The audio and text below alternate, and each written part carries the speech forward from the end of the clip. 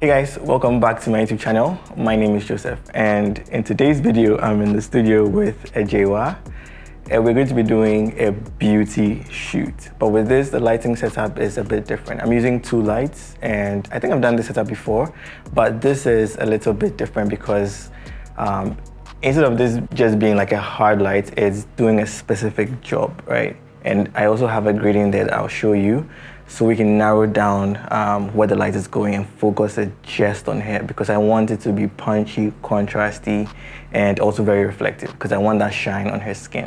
And then I have another light in this one, which is a bigger modifier.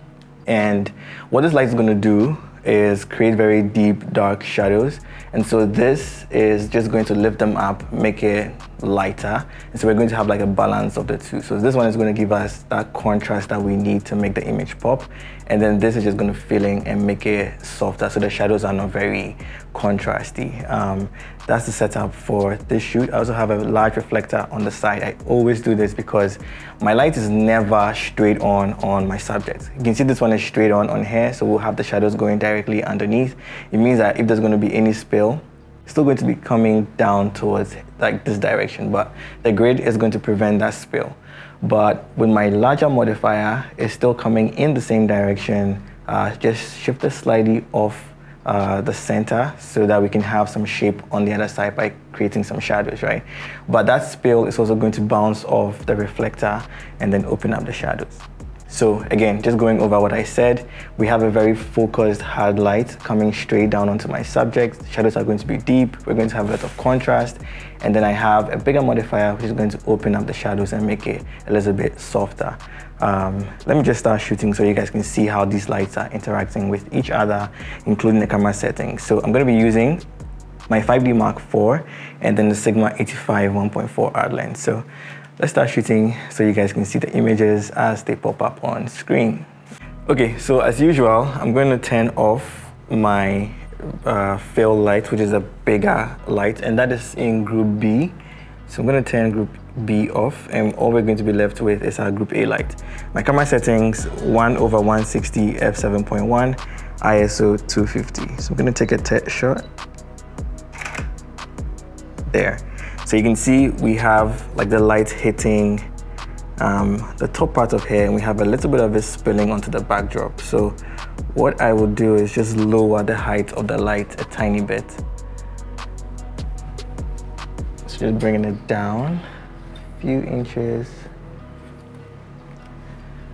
All right, and then we'll take another test. Perfect. All right, just gonna tilt it up. So that's the thing about the grid, because it's very, very focused and specific, you need to just take your time and get it exactly where you want it to be. These bigger modifiers usually just spill the light everywhere, but with a grid, it's really, really narrow. Yeah, I think I like this.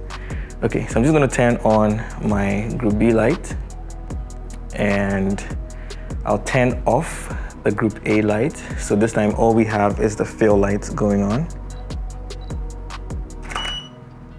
Perfect. So you can see it's really soft. It doesn't have a lot of direction going on. So when I combine these two lights, so right now I'm turning on the group A light. So this is going to be with both lights firing. I can see with the combination we have like a really nice exposure. So now we're gonna start shooting. Yeah, that's really nice. Beautiful. All right, one more.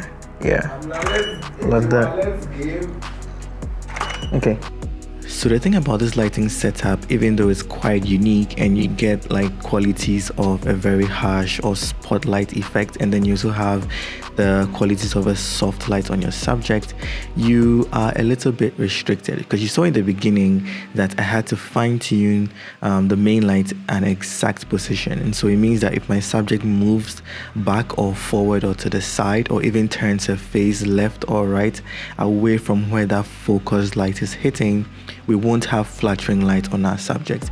And when you're shooting portraits, you always want to make sure that you're flattering your subjects, right?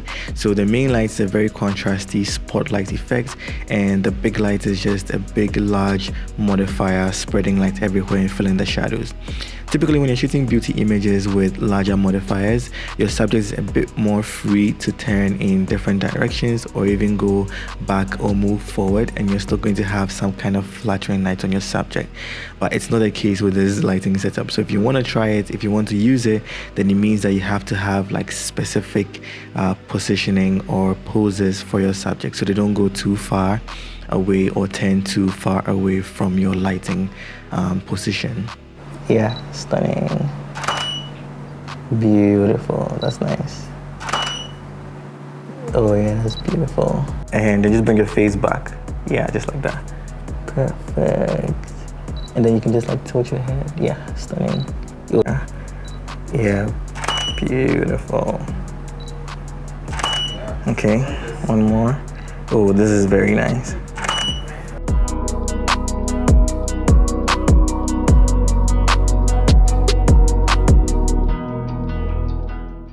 Alright, so this brings me to the end of today's video. If you enjoyed it, leave a like and a comment, and I'll catch you guys in the next video. Remember, don't ever give up.